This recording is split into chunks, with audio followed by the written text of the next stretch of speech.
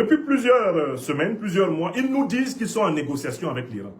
Mais vous avez observé ce qu'ils faisaient pendant qu'ils négociaient soi-disant avec l'Iran? Ils mettaient en place le dispositif pour attaquer l'Iran.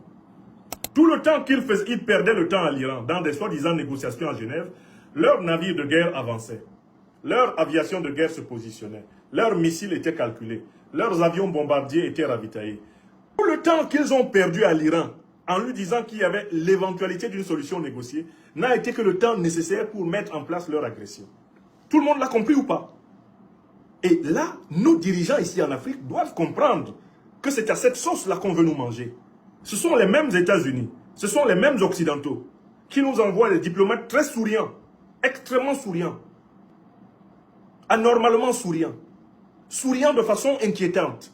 Ils nous envoient partout ici en Afrique ces derniers temps. Ils donnent l'impression d'avoir décidé de changer leur fusil d'épaule.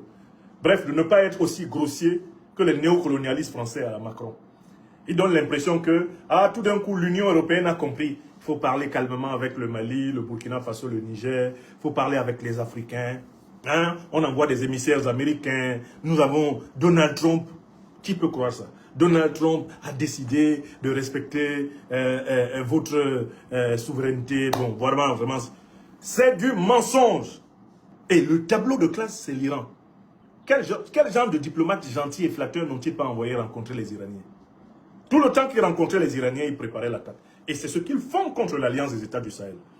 Ils envoient des diplomates en espérant endormir la vigilance des pays sahéliens, endormir la vigilance des pays africains. Et entre-temps, leur dispositif progresse. Vous apprenez du jour au lendemain que, Al-Qaïda et l'État islamique, on leur a offert le nord de la Côte d'Ivoire. Du jour au lendemain, vous apprenez que on a offert le nord de la Côte d'Ivoire à Al-Qaïda et à l'État islamique. Au point que les États-Unis demandent à leurs ressortissants d'éviter d'aller dans le nord de la Côte d'Ivoire. Exactement le schéma que l'autre vassal, Patrice Talon, a mis en place au Bénin.